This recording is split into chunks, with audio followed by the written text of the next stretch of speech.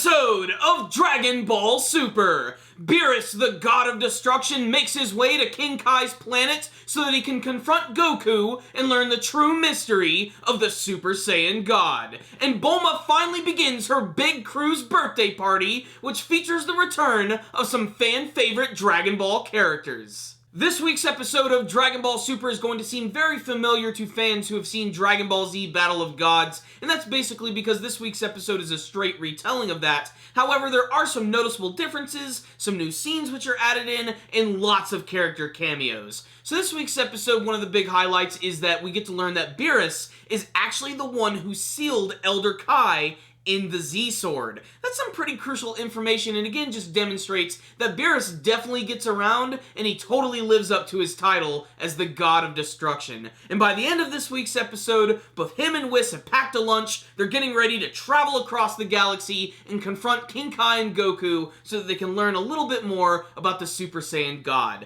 Just seeing Beerus and Whis hang out is honestly just a joy, because they really do play off each other quite well. Beerus is in charge, but Whis really doesn't take any of his crap, and I especially love the way they travel across the galaxy. I especially love that Whis considers himself the fastest in the galaxy. I always thought Birder was. Correction, Birder wishes he was. The Ginyu Force is still awesome, and they should totally return in some way in Dragon Ball Super, though. The other big changes about this week's episode involve Bulma's birthday party. Now, in the movie, they were just hanging out at Capsule Corp. In the TV show, she goes freaking crazy with her money because she's stupid rich, and she decides to have her party on this big, giant cruise ship. Now, this is a nice change of pace because it means we might actually be battling out in the middle of the ocean, and that's going to make for a really interesting setting. But what's really great about this is that we finally get to see the return of a ton of classic characters. Case in point, Krillin, Android 18, and their daughter Marin. What I love most about them is that they're being so modest. They're actually just driving to the cruise ship, and they see that they're in some really bad traffic, so they just decide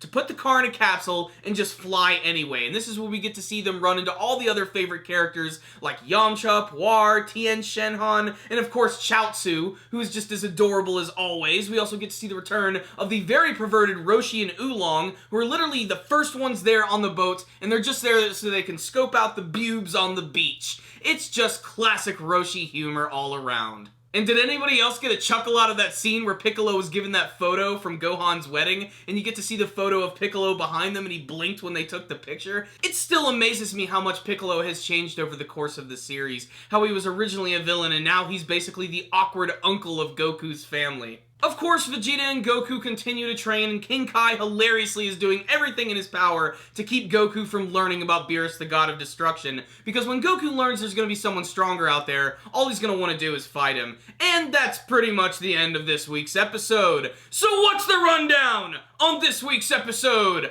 of Dragon Ball Super? Very simple, basically just more retelling of Battle of Gods. However, I like all the little details they're adding, and I have to admit, just seeing all of these characters come back is really satisfying, even though I already saw it in Battle of Gods. But still, I'm really enjoying all of the little extra elements they're adding here, especially with King Kai and the Elder Kais. That little detail about him actually being sealed away in the Z-Sword by Beerus, that's some pretty crucial information.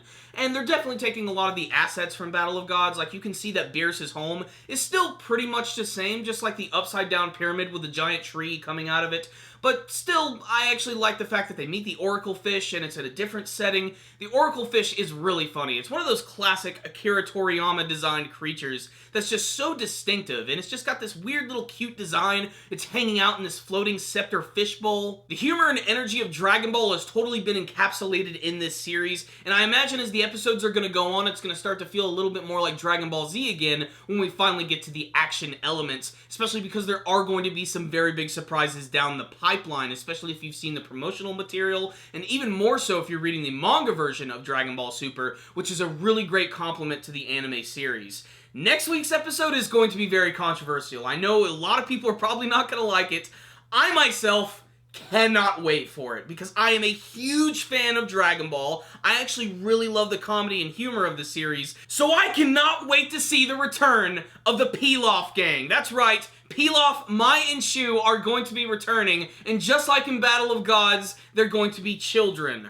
Why is that? Well, we're just going to have to watch and find out and see what their ridiculous plan is, and it also seems like Beerus is finally going to run into Goku, which is going to lead into a very big action scene. So let's get pumped up for that. All in all, though, I am a little biased with this. You know, I'm a huge Dragon Ball Z fan, and I'm just loving everything that they're giving us right now, but this was still kind of an average episode, especially if you've already seen Battle of Gods. Despite that, I really enjoyed this week's episode, so I'm going to give it a 4 out of 5, but for most typical people, this is probably going to be a 3 out of 5 episode. But as a longtime fan of Dragon Ball Z and Dragon Ball, I'm loving everything about this series. I'm just getting a total nostalgia trip from it, and I'm really loving the way that they're retelling Battle of Gods with these little differences, and the fact that they're going to introduce even some brand new characters into this arc. I really cannot wait to see how they're going to do that. So let's get excited for the coming episodes of Dragon Ball Super. So you guys heard my thoughts about this week's episode, and I really liked it a lot, but what about you guys? Did you have a favorite scene from this week's episode? Did you have a favorite character who made their big reappearance?